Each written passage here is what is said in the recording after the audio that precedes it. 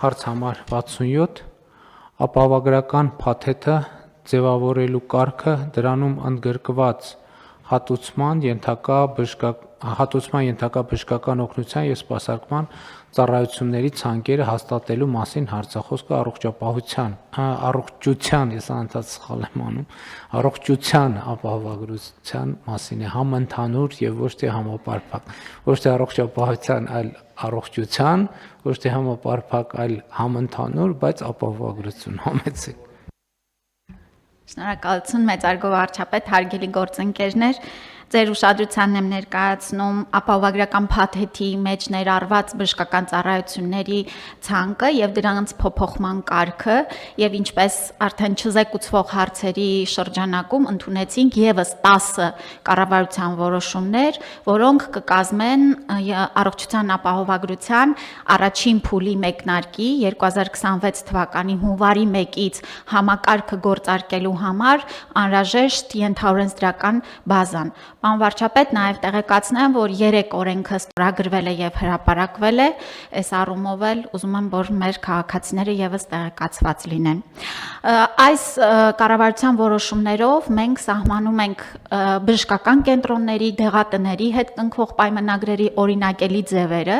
եւ ապահովագրության շրջանակներում նրանց կողմից տրամադրված ծառայությունների փոխհատուցման կարգերը, որոշումներից մեկով ուրեմն ընդունում ենք առողջության ապահովագրության հիմնադրամի մասին ստեղծման մասին որոշումը եւ հաջորդ 2 օրերի ընթացքում ապահովագրական հիմնադրամը կստեղծվի եւ օրենքով էլ սահմանված են անցումային դրույթներ, որ այսօր առողջապահության նախարարությունը եւ մեր պետական առողջապահական գործակալությունը անում է նախապատրաստական աշխատանքները եւ դեռ այսպես ընթացիկ անցումային շրջանում աշխատանքներում ընդգրկված կլինի, մինչև որ մենք արդեն ապահովագրական հիմնադրամը 2 ամիսների ընթացքում ողջ աշխատանքի ծանրաբեռնվածությունը կվերցնի իր վրա։ Պարոն վարչապետ, նաև ուրեմն սահմանում ենք դեղորայքի ցանկերը, ինչից են կարողանալու մեր քաղաքացիները օգտվել եւ նշեմ, որ թե ծառայությունների ցանկերը եւ թե դեղորայքի ցանկերը հրապարակված են, ուզում եմ ասել, որ արմետ հավելվածը արդեն իսկ թարմացված տեսակով արկա է, խնդրում եմ, որ մեր քաղաքացիները այն ներբեռնեն, որպեսզի տեղեկացված լինեն իրենց կարգավիճակի մասով եւ եթե այսօր էլ ներբեռնեք, արդեն կտեսնեք, դուք ունեք 2026 թվականին ապահովագրված կարգավիճակ եւ փաթեթը հենց հունվարի 1-ից կակտիվանա։ Երևի թե այսքան հակիրճ, իհարկե հարցերին սիրով պատասխանեմ։ Տիկին Ավանեսյան, ճիշտ եմ հասկանում, որ այս որոշման եւ որոշումների փաթեթի ընդունմամբ 2026 թվականի հունվարի 1-ից առողջության ապահովագրության համընդհանուր ապահովագրության համակարգը մտնում է ուժի մեջ։ Այո, պարոն վարչապետ, օրենքի ուժով առաջին փուլը մեկնարկում է ուրեմն հունվարի 1-ից մեկնարկում է, ասեմ, որ օրենքը ուժի մեջ է մտել արդեն այսօրվանից, որովհետև մեր հաշվարկային որոշակի բազաներ, աշխատավարձի հաշվարկման բազան եւ աշխատավարձի պահման բազան, այսինքն դեկտեմբերի աշխատավարձի նկատմամբ է հունվարին վճարվելի գումարները պահվելու արդեն ուժի մեջ են մտել։ Մտնում է ուժի մեջ մինչև 18 տարեկան անձանց, բոլոր անձանց համար, 65 տարեկանից բարձր բոլոր անձանց համար եւ 200,000 դրամ եւ բարձր աշխատավարձ ստացող բոլոր անձանց համար։ Այո, եւ 18-ից 65 տարեկան հաշմանդամության կարգ ունեցող առաջին, երկրորդ, երրորդ եւ համապատասխանաբար ֆունկցիոնալության գնահատական ունեցող անձինք են, նաեւ սոցիալական անապահովության համակարգում ընդգրկված 28 բալից ավել եւ էլի նոր գնահատման համակարգով ընդգրկված անձինք են մտնում եւ զոհված ինծառայողների ընտանիքի անդամները։ Հիմա ընդհանուր առմամբ քանի շահառուի մասին է խոսքը։ Ընդհանուր առմամբ, պարոն վարչապետ, այս բոլոր խմբերը միասին պետք է կազմեն մոտ 1,600,000 դրամ, այս թիվը առավելակ դրամ չէ, մարդ այդ Վայ ներողություն խսում մարդ։ 1,600,000 մարդ հենց առաջին փուլից մտնում է։ 1.600.000 Այո, առաջին փուլի այսպես մաքսիմալ Այդքան շատ։ թիվը, այո, 1.600.000 հոգի են։ Ես մի քիչ ավելի քիչ էի մտածում 1.600.000 Հիմա Տիկին Նավանեսյան, խնդրում եմ ինձ հիշեցրեք, թե մենք ի սկզբանե երբ ենք պլանավորում, որ պետքա մտներ համակարգը ուժի մեջ 2024 թվականի հուլիսից թե 25 թվականի հուլիսից Անվարչապետ մենք կառավարության հայեցակարգով ընդունել էինք, այսպես նախանշված ժամկետներ էինք դրել, որ 24 թվականի կեսից պիլոտային ձևաչափով կսկսենք, հետո 25-ի կեսից արդեն համակարգը առաջին փուլը կմեկնարկի, նու ըստ էության 26 թվականի հունվարի 1-ից կգործարկվի։ Ես ինչի համար եմ ասում, ինչու 2024 թվականի հուլիսի 1-ից էր նախատեսվում Մենք քննարկեցինք, էլի քննարկեցինք, հետո մենք չքննարկեցինք, հասկացանք, որ պատրաստ չենք։ Հետո ասենք լավ, եկեք կանենք 2025 թվականի հունվարի 1-ից։ Հետո 25-ն էլ ենք, մի տարով ենք, մի անգամից հետաձգի։ Հետո քննարկեցինք, հետո հասկացանք, որ պատրաստ չենք։ Հետո հասկացանք, որ երբեք էլ պատրաստ չենք լինելու, որովհետև եթե պատրաստության այն նշաձողը, որ մենք մեր առաջ դնում ենք, մենք ինչ ենք ուզում եւ մեր ընդհանրապես մեր իրականության մեջ էլ տենց բան կա։ Մենք ուզում ենք իդեալական պատրաստ լինենք, որ ենթադրենք ունենանք մի բան, ունենանք 600 Այս Mercedes-ի մակարդակի մի բան, որ սենց, ասենք բանալ էլ չկա հիմա սենց անենք ու համակարգ սկսի։ Բայց մենք մի բան հաշվի չենք առնում։ Մենք այս 600 մակարդակի բան կառուցելու համար պետք է մի հատ Զապարոժից գոնե կառուցած լինելու փորձ ունենանք։ Չի կարա տեն չի լինում, որ մի անգամից ասենք այդ կետից սկսել։ Եվ երկրորդը ընդհանուր առմամբ ես նաև ինքնահայեցման տրամաբանության մեջ ես գալիս եմ հետևյալ եզրակացության, այսինքն համոզմունք է դա արդեն ոչ թե բան եզրակացություն, այլ եւ սա չի վերաբերում մենակ այս թեմային, դա վերաբերում է բացարձակ բոլոր թեմաներին, որ այնտեղ մենք ուզում ենք, որ երբեմն իդեալի ձգտումը բերում է մեզ անգործության Որովհետև մենք ասում ենք ոնց եկանք հասանք դե իդեալական չի, հետևյալ մենք ընդհանրապես իդեալի այդ մղումից պետքա հրաժարվենք, որովհետև իդեալի մղումը մեզ անընդհատ տանում է փակուղիներ կամ անընդհատ գցում է միֆերի մեջ։ Հիմա ես սա ինչի համար եմ ասում։ Ուզում եմ դիմեմ հանրությանը երկու հարցով։ Առաջինը սիրելի 1.600.000 հայրենակիցներ։ Խնդրում ենք 2026 թվականի հունվարի 1-ից առողջապահական հիմնարկները չգրոհել։ Չէ, հիվանդանալը ուրիշ խնդիր է, բայց չգրոհել, ուղղակի որովհետև գրոհը հիվանդության մասին չի, հիվանդանալ չհիվանդանալու մասին չի, բայց մեր փորձը ինչ է ցույց տալիս։ Մեր փորձը ցույց է տալիս, որ սովորական պայմաններում, երբ որ մարդը, գիտեք ինչ, 21-րդ դա այսօր տեխնիկան այնքան է զարգացել, ասում եմ, ում ուզում եք բերեք։ Ես երաշխավորում եմ, որ հիմա MRT, KT, չգիտեմ ինչ եւ այլն, կգտնենք անպայման մի բան, որը պետքա բուժել։ Բացառված է, որ տենց դեպք ունենանք, որ չգտնենք որևէ բան, որը բուժելու անհրաժեշտություն չկա։ Հիմա եւ մեր առողջության ապահովագրության համակարգը դրա մասին է, որ պետքա ստուգումներ լինեն ամեն տարի եւ այլն, եւ դա ճիշտ ճանապարհ է, որ MRT-ով մենք միջև բջջային մակարդակ գնանք եւ կանխենք այնտեղ, որպեսզի այս փուլում կանխելու համար կարող է մեզ պետք լինի ծախսել 10,000 դրամ, իսկ ամեն հաջորդ փուլում այդ խնդրի հետ առնչվելիս պետական ծախսնելա ավելանալու եւ մարդու առողջության վիճակն էլ վատանալու է, բայց ելի եմ ասում, պետք չի հունվարի 1-ից գրող ձեռնարկել առողջապահական համակարգի վրա, որովհետեւ ոչ բժշկական կենտրոններն են փախնելու, ոչ կառավարությունն է փախնելու, ոչ պոլիկլինիկաներն են փախնելու եւ պետքա կառավարել։ Սա ինչի համար եմ ասում։ Օրինակ, էդ էլ պետք է հասկանալ, որ առողջության ապահովագրության համակարգը ինքը կառավարման անհրաժեշտություն ունի։ Եթե համակարգը գնահատելու է, եթե այս մարդու վիրահատությունը, եթե մենք անենք 3 ամիս հետո իր առողջությանը անվերականգնելի վնաս չի պատճառվի, այդ վիրահատությունը լինելու է ոչ թե այսօր, այլ 3 ամիս հետո, ոչ թե այն պատճառով, որ մենք չենք ուզում տվյալ բուժառուին այսօր օգնենք, այլ այսօր կան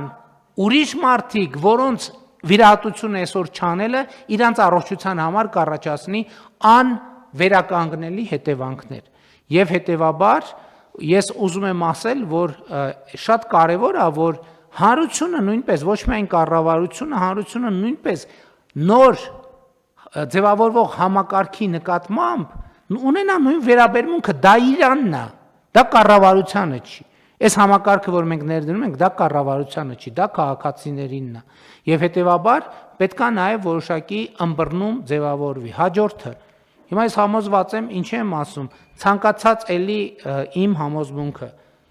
բարեփոխումը միջև չհանդիպի իր խնդրին, ինքը կենթանություն չի ստանալու։ Ելնելու են խնդիրներ, աշխատանքային, կազմակերպչական, տեխնիկական եւ այլն եւ այլն։ Հիմա սոցիալական ցանցերում փոթորիկներ մեծ հավանականությամբ չեն լինի ավելի լավ, բայց համոզված եմ, որ առիթ կօգտագործեն նաեւ, որ դա ապոկալիպսիս չի։ Ես հավաստիացնում եմ։ Այն բանը, որ այսինչ կայքը 10 վայրկյան ուժ բացեց, դա չի նշանակում, որ երկիրը կործանվում է, դա չի նշանակում, որ աշխարհը քանդվում է, դա չի նշանակում, որ կյանքը ավարտվում է։ Այսինքն համակարգ ենք մեր ներդնում, որ պետքա համակարգը ինքն էլ պետքա ադապտացվի եւ ադապտացվելու է որոշակի սխալների եւ բացթողումների արդյունքում։ Բայց մենք համոզված ենք, որ այսինքն սովորական ռեժիմով պետք է աշխատենք, չնայած կառավարությունը, առողջապահության նախարարությունը ամեն դեպքում կաշխատի արտակարգ ռեժիմով, այսինքն եւ կառավարության մակարդակով եւ նախարարության մակարդակով օպերատիվ խմբեր են ձևավորվել եւ ավելին մենք հունվարի 5-ին արդեն առողջապահության նախարարությունում կհավաքվենք ամփոփելու 2025 թվականի առաջնահերթությունների կատարման արդյունքները, առաջնահերթություններից մեկը առողջության ապահովագրության համակարգն է եւ տեսնել առաջին աշխատանքային օրով ոնց է աշխատում համակարգը, ինչ է անում եւ այլն եւ այդպես շարունակ։ Բայց ընդհանուր առմամբ ես կարծում եմ, որ ինչ է իմ հիմնական ուղերձը, որ մենք սովորական վերաբերվենք, սա սև ուրբաթ չի։ Առողջապահության համակարգի սև ուրբաթ չի, որ հիմա հունվարի 5-ին ինչ հասցրինք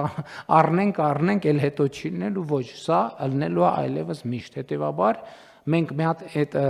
այդ կոവിഡ്ի ժամանակներից այդ բառը սովորել եմ։ Մենք մի հատ ինքներս մեծ տրիաժ պետք է անենք, հետո առողջապահության առաջնային համակարգը պետք է տրիաժ անի, այսինքն բան անի, հայերենով տեսակավորել ենք, լավ չի հնչում, դրա համար մյուս բառն եմ օգտագործում, այսինքն այն հին ժամանակներում առողջության ապահովար այս համակարգիները մենք ոնց ենք վերաբերվել, ասել ենք դե լավ, այսինքն միջև դանակը ոսկորին չի հասել, մենք բժշկի չենք դիմել, դա վատ է, բայց հիմա դանակը մի կիլոմետր հեռավորության վրա պետք չի բժշկի դիմել, պետք է հանդարտ պայմաններում թողել, որ համակարգը ծնվի, սկսի փխրուն քայլերով գնալ առաջ, պնդի, կայանա եւ այլն եւ այլն։ Իհարկե, նաեւ ես խնդիր եմ դրել, որ մենք շատ ուշադիր լինենք եւ քաղաքացիների հարցերին, արձանագրումներին, արձագանքներին եւ այլն եւ այդպես շատ արագ եւ օպերատիվ աշխատենք։ Ֆինանսների նախարարն է տենց խորամանկ ժպտում է, իզուր է ժպտում ֆինանսների նախարարը խորամանկ, որովհետեւ նաեւ մյուս կողմից էլ մենք պետական բյուջեի հարկային եկամուտների մասով նաև բավականին լավ արդյունքներ ունենք եւ համոզված ենք, որ լավ արդյունքներ կունենանք եւ համոզված եմ, ելի եւս մեկ անգամ ուզում եմ շնորհակալություն հայտնել Հայաստանում աշխատող արդյունք ստեղծող եւ հարկերը վճարող քաղաքացիներին, որովհետեւ մեր պետական բյուջեի հարկային եկամուտների շարունակական աճն է այն գործոններից մեկը, որը պետք է ապահովի նաև այս համակարգի բնականոն զարգացումը, բայց մեր երկրում առողջության մակարդակը եւ առողջապահության համակարգի որակը եւ արդյունավետությունը ինքը իր հերթին տնտեսական աճը, նրա ծավալները եւ որակը էականորեն պայմանավորող գործոն է։ Կրթությունը այո, բայց նաեւ մարդը պետքա առողջ լինի իր նախ կրթվելու եւ իր ստացած կրթությունը իրացնելու համար։ Սա ընդհանուր առմամբ ես ուզում եմ, որ աժոտաժի մթնոլորտ չստեղծվի ապահովագրության համակարգի շուրջ, որովհետև մենք շատ ակտիվ կոմունիկացնում ենք, ինչ որ առումով մենք էլ ենք դառնում աժոտաժի հեղինակ, բայց մյուս կողմից մենք պետք է դա անենք, որ մարդիկ իրազեկվեն, բայց իրազեկվածությունը չի նշանակում, որ անմիջապես պետքա գործողություն անել այն դեպքերում, երբ որ այդ գործողության կարիք չկա։ Էլի Քավլիցի խոսքը մասին չի, որ մարդը անհետաձգելի, այսինքն այդ դեպքերում ոչ մի բան չի փոխվելու, որովհետև խնդիր ունի մարդը, ինչպես նախկինում էր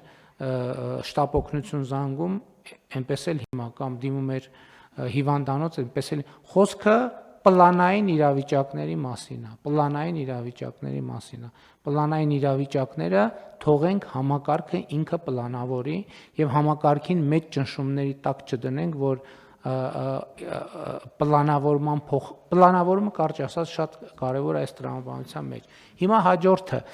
մարդը որտեղից է իմանալու ինքը շահառու է թե չէ։ Պարոն վարչապետ, հենց Արմետ հավելվածում, ինչպես ասեցի, կարգավիճակը արդեն նշված է, հենց որ Բա ես ոնց իմանամ, ես օրինակ իմ օրինակով բերեմ, ես գաղափար չունեմ, ես որտեղից պետք է իմանամ, ես շահառու եմ, թե շահառու չեմ։ Ուրեմն նախ արդեն իսկ օրենքով սահմանված, եթե տարիքային խմբի մեջ է անձը կամ աշխատավարձի շեմա գերազանցող աշխատավարձ ունի, այսինքն պոտենցիալ շահառու արդեն կարող ենք հաստատել։ Ինչ որ հավելված կա, չէ՞ որ։ Արմետ հավելվածը։ Այսինքն մտնում ենք մեր հեռախոսի մեջ։ Այո։ Ներբեռնում ենք Արմետ համակարգը։ Այո, ներբեռնում ենք եւ դա մեր անձնական արդեն գրասենյակն է։ Այնտեղ արդեն տվյալները երևում է դուք